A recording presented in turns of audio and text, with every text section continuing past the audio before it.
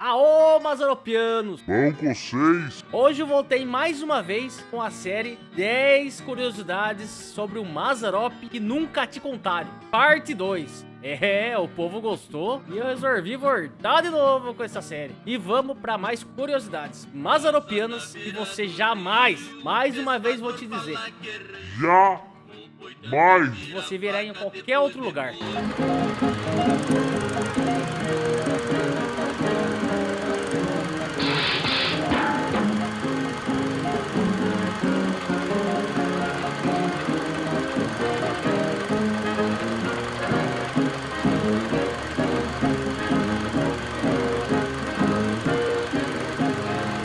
Curiosidade 1. Mazarop era tão viciado em trabalho que ele terminava um filme e já começava a pensar em outro. Ele era tão fissurado no que fazia na parte de filme, era a alma dele, na verdade, né? Que ele construiu, tanto que depois que ele faleceu, meses depois a Panfilmes fechou, né? Panfilmes era o Mazarop. Ele era tão viciado em trabalho que ele não tirava férias. Inclusive, eu trouxe pra vocês esse livrinho, Mazarop, A Saudade de um Povo, de Luiz Carlos Schroeder de Oliveira. Tanto que esse autor, pra quem não sabe, é o Coroinha, do filme Jeca contra o Capeta. Férias nunca experimentava. Terminava um filme e começava a planejar outro. Imediatamente. Sempre que podia, viajava muito. Procurava viajar por meios de transportes marítimos ou terrestres. Medo de avião? Certamente sim. Entre aspas, ele dizendo pra uma entrevista: meu único medo mesmo é de andar de avião. Isso porque não via segurança nenhuma. Desabafou para o jornal Última Hora.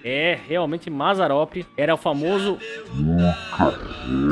Curiosidade 2. Mesmo com toda a riqueza que tinha e fama, Mazarop se sentia realmente triste e só. Como diz uma passagem nesse livrinho de José Carlos: toda a segurança profissional e financeira, Amácio Mazarop por várias vezes confessava que nos últimos anos de sua vida era um homem triste e só. Seu palacete no Itaim, bairro da zona sul de São Paulo, por sinal, é um lugar em muito casa de granfina e gente rica, raramente era aberto para festas ou para receber amigos. Quando não estava nas filmagens, estava sempre ao lado de sua mãe e desabafou: antigamente eu era feliz, agora tenho muito dinheiro, mas não tenho um amor, e isso me faz muita falta.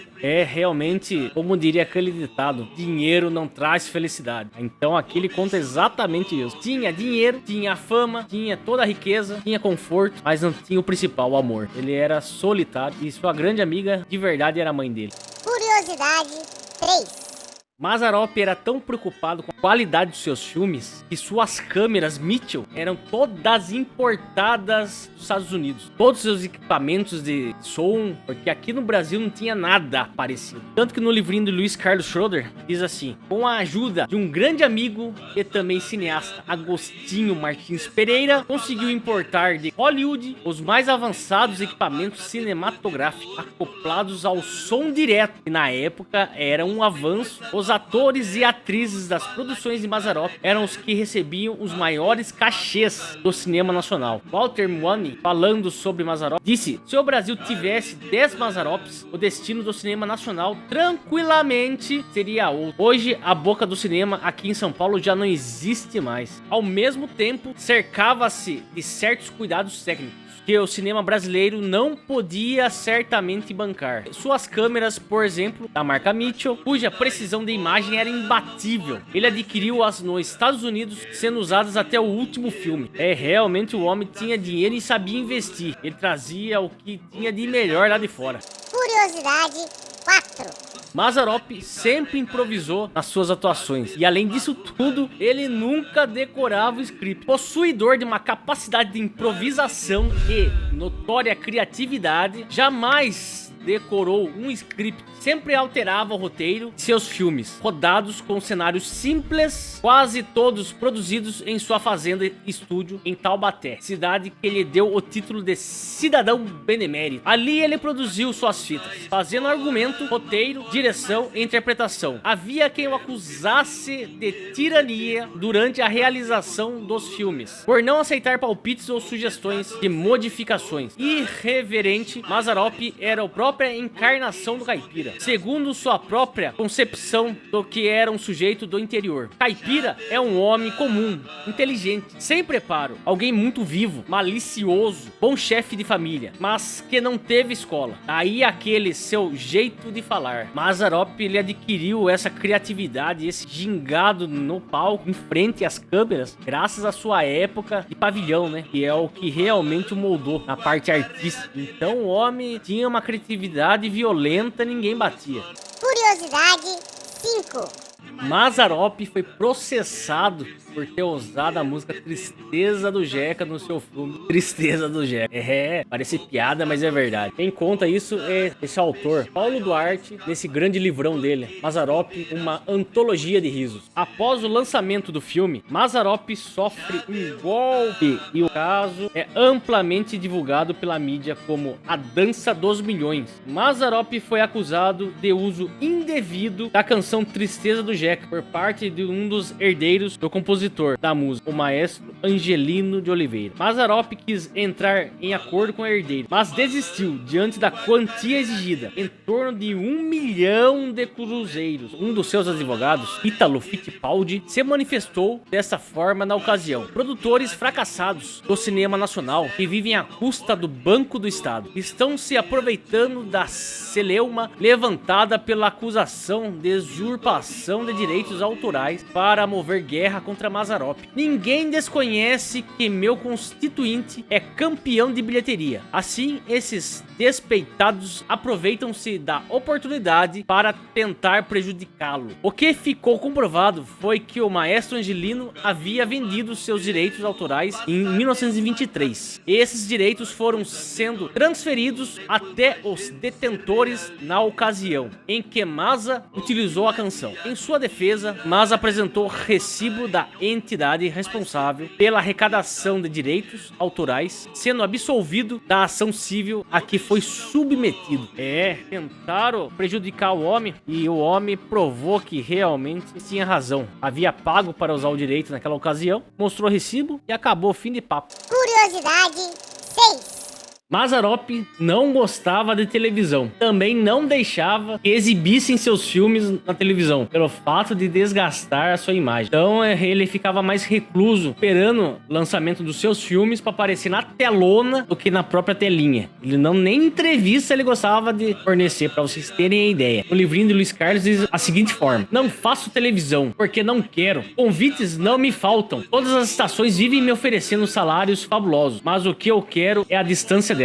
Falou Mazzaropi em entrevista a Valdemar Tavares de Lima em setembro. Não queria mais fazer televisão, dizendo que já era muito velho para ter patrão, pois teria que se submeter às ordens de diretor ou de um garoto que provavelmente não iria dar certo. Continuou expressando que há 20 anos vinha fazendo o caipira e se sentia tremendamente bem. Dizia ele: cinema para mim é isso, uma historinha fácil e bonita, que todo mundo entende e fica feliz com o que vê. Esse negócio de mensagem é para meia dúzia de pseudo-intelectuais que só se divertem vendo os próprios filmes. Ele cutucando o cinema novo e a turma lá do Glauber Rocha. Então, realmente, Mazzaropi não aprecia na televisão. Mesmo naquela época, ele não gostava. E porque ele realmente afirmava que ia desgastar sua imagem. Ele deu pra TV, foi pra sua amiga Hebe Camargo, em 1980, né? Curiosidade 7. Os lançamentos dos seus filmes era uma tremenda festa. Era um evento assim grandiosíssimo. Tinha que envolver principalmente a parte de segurança e a parte de mudança de trânsito, porque ali fechava a avenida, como um acúmulo de gente da turma que queria assistir o filme do homem. Então tinha que fazer uma logística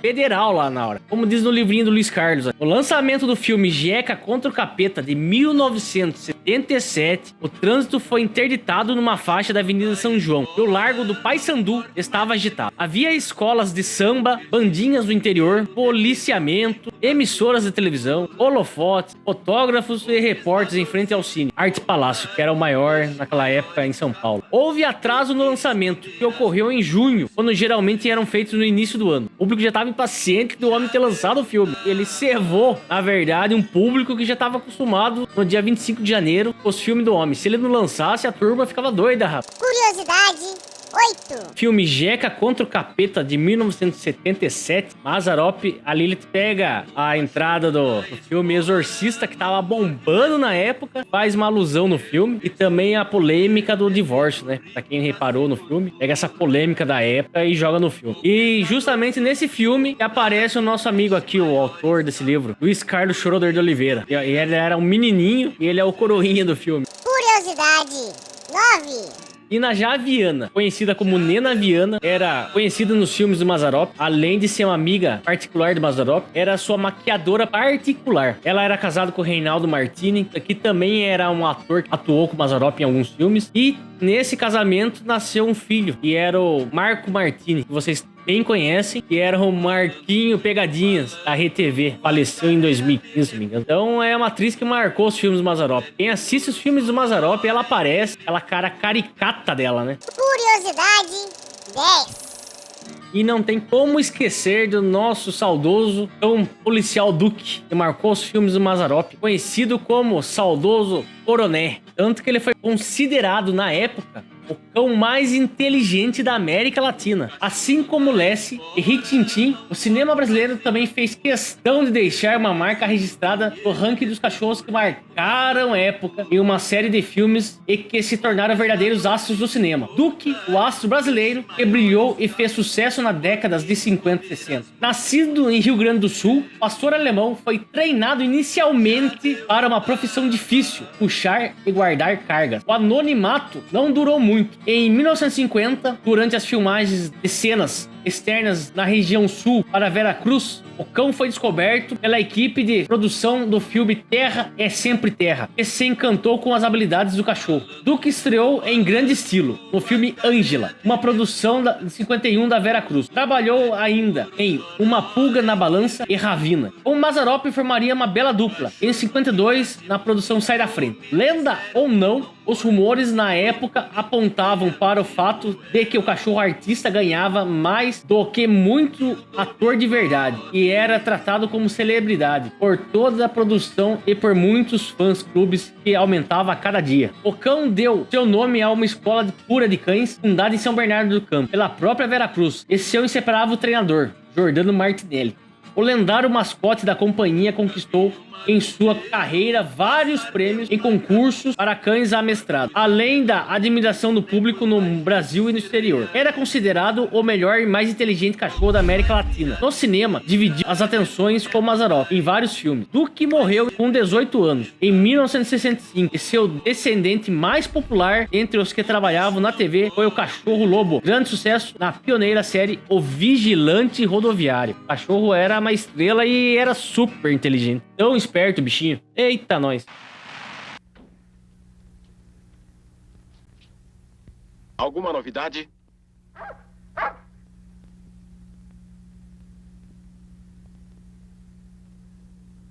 É a última vez, comandante. Peço licença para que fique comigo até o fim do meu turno. Depois eu levarei para sempre. Mais alguma coisa? Apenas aquele carro enguiçado.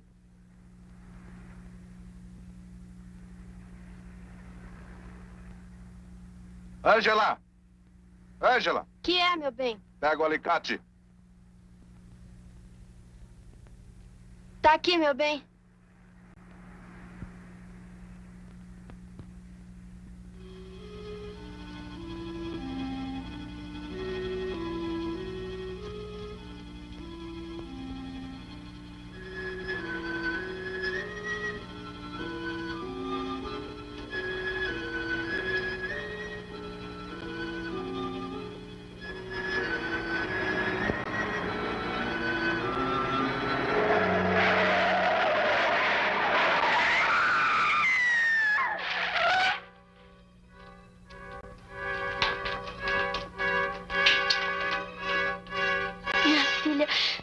Senhor, esse animal é um herói.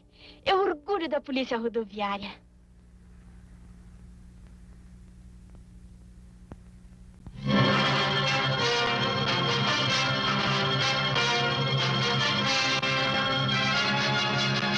E era isso que eu queria trazer pra vocês essa semana. Espero que vocês gostem. É uma pesquisa bastante bacana. Quanto mais eu pesquiso, mais eu aprendo. Por isso eu gosto de trazer isso pra vocês. Sobre a história do Mazzaropi, né? Que não podemos deixar isso morrer jamais. Por isso é o intuito desse meu canal. Trazer pra vocês cada dia mais informações relevantes, curiosidades que ninguém trouxe pra vocês até hoje. Espero que vocês tenham gostado e partei de banda!